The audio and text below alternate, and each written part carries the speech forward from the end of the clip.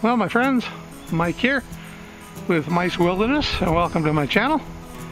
And it is August 30th, 2020, and of course we're still in the midst of the COVID pandemic, and my summer has been filled with a lot of camping trips and visits to state parks and traveling around Minnesota, and just having some adventure and taking a little time off from actually making some videos. But we're back in the park today and I'm going to do a little adventuring, and I just had to show you this really large tree here that has come down in the high winds that we've had as of late. Had some pretty bad storms, and this old oak has called it quits. And yeah, it happens. It's just kind of one of those things, got to make room for other ones. There is a companion oak behind it here though that's still reaching to the sky. And yeah. Alright, well, let's get on with the adventure. It's like about 12 o'clock and got a few things to visit. Take a look, see how the park is doing. Alright, in a bit. Hello my friends. One of the things I saw here just on my way out were these purple thistle blossoms. See if I can steady this a little bit in the wind. And yeah, many people do not realize that these are members of the, well, I should reverse that. These are edible, and the core or heart of the blossom, if we were to go to look at the base of one of the blossoms here, is edible. The artichoke, as a matter of fact, is also part of the thistle family, and therefore the heart of the artichoke is also edible. But yes, you can eat the heart of the thistle flower, as well as several other parts of it that are edible. But I just wanted to point that out. They're very pretty, and yeah, they're kind of spiny and will prick you pretty good. But all right, the thistle as related to the artichoke. Interesting. Might try opening up one of these, seeing if I can find the edible part. Have to get my gloves on. I should mention, as of course, the thistle will eventually turn out like this, with lots of fluff on it, and you can use that as a flash tinder for making fires. Kind of pulls apart real easy, and those will end up going off to seed and make other thistles. So lots of bushcraft uses, I guess, for tinder and food and other edible portions such as the stalk and leaves and such. Alright. Another thing that's in bloom here is the goldenrod, and a lot of the pollinators out today going after it, both the wasps and the bees. Although they seem to be leaving each other alone at the moment. There's a paper wasp right there. And not that I want to get stung, but yeah, goldenrod used to give me a lot of trouble with pollen in the fall, but now not so much. Kind of windy here, but I just wanted to show you we got good blossom of sumac and the sumac berries here. So it's that time of year where you can make pink tea. You can see a little bit of the berry juice come off on my hands, and yeah, let's taste it. Oh yeah, yeah, that is some tart stuff. But it is enjoyable. It's a good sweet treat. Something to, oops, sorry about that. I spot a mosquito. Something that you can certainly harvest and try, and that is the sumac berries. Awesome. I'll have to give that a try maybe a little later.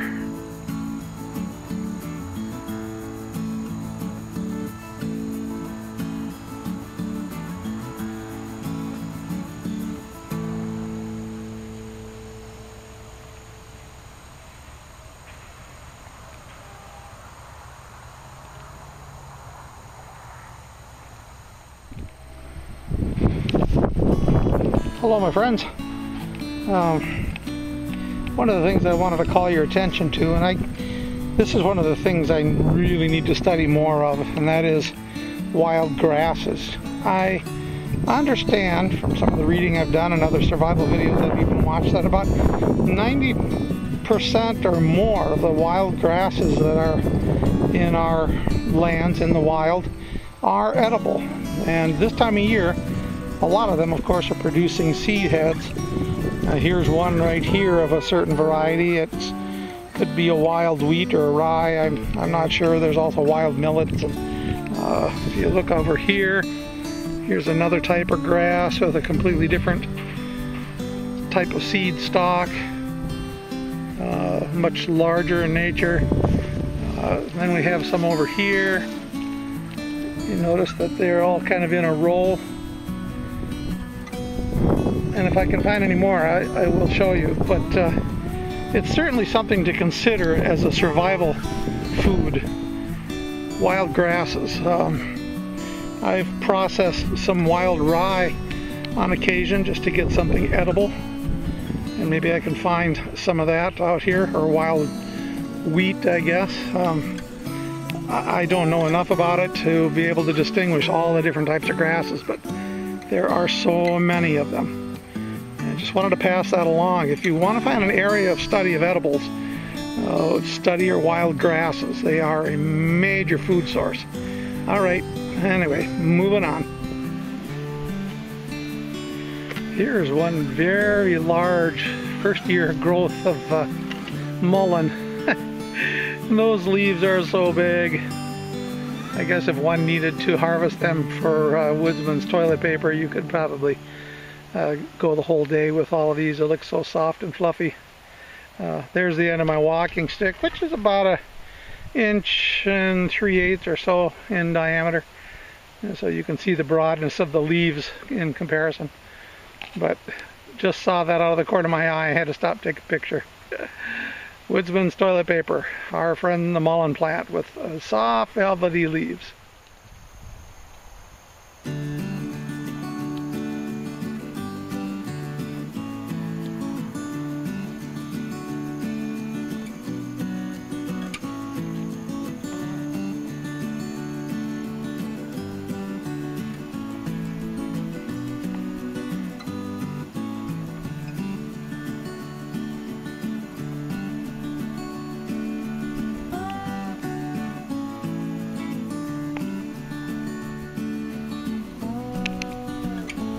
Well, the season of poison ivy is, I guess it's still pretty toxic, but as you can see, the leaves on a lot of these in this very large patch I've featured in the past, they are beginning to yellow.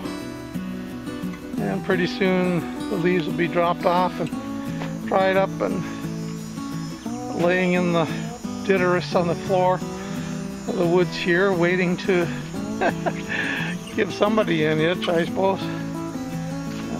Here's kind of a sunlit patch where it appears to be growing pretty good still. But yeah, they gain the fall colors just like any other leaves.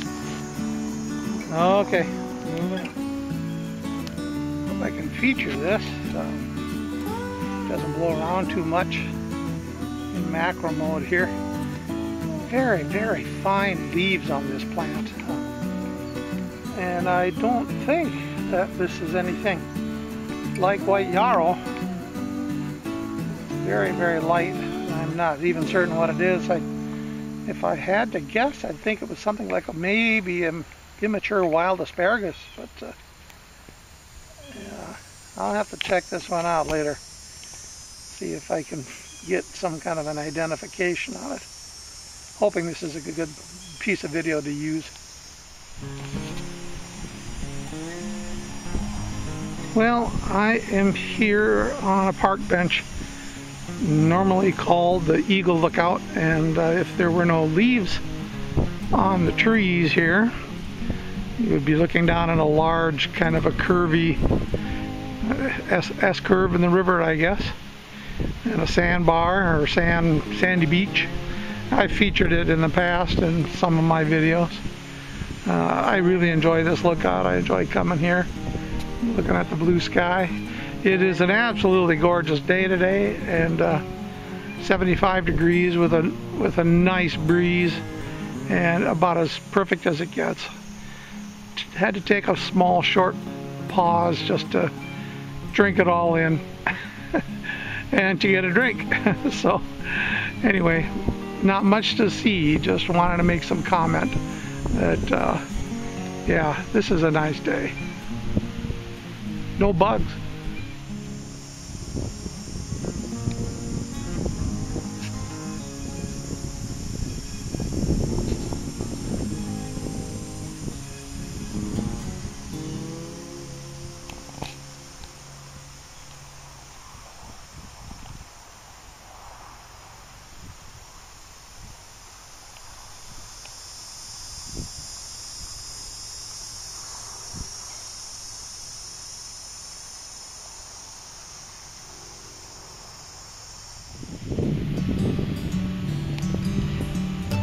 Yeah, hello my friends. I have to give a shout out to my friend Kaylee, who pointed out that there's a good crop of acorns this year. This is in a set of some red oak here in the state park, and although they're a little bit green still, yeah, there's going to be some good crop there to harvest and make some acorn flour and a few other things. Oh man, the deer are going to just love it this winter. Although I think we had the bumper crop of acorns last year, and they do take alternate years in growing. So some trees will push them out this year and some won't. And that's what I've kind of noticed here, but I finally found some rather large ones. Whoa! And some just dropped right on the ground in front of me. All right, we'll catch up in the adventure a little bit later. Bye. One of the things that you can count on sometimes when you're hiking the trails here in the state park, you can see the acorns are now starting to drop out of the trees, but if you keep your eyes peeled, you can come across the wild goldfish. Yeah, okay, so it's trail marks from children. So those and acorns. Lots of wild edibles out here. My friends, I was showing you earlier this patch of poison ivy with the yellow leaves and everything, and I just now noticed coming past this area there are some very small ones, almost like a second crop. And I don't know how much they're going to mature, but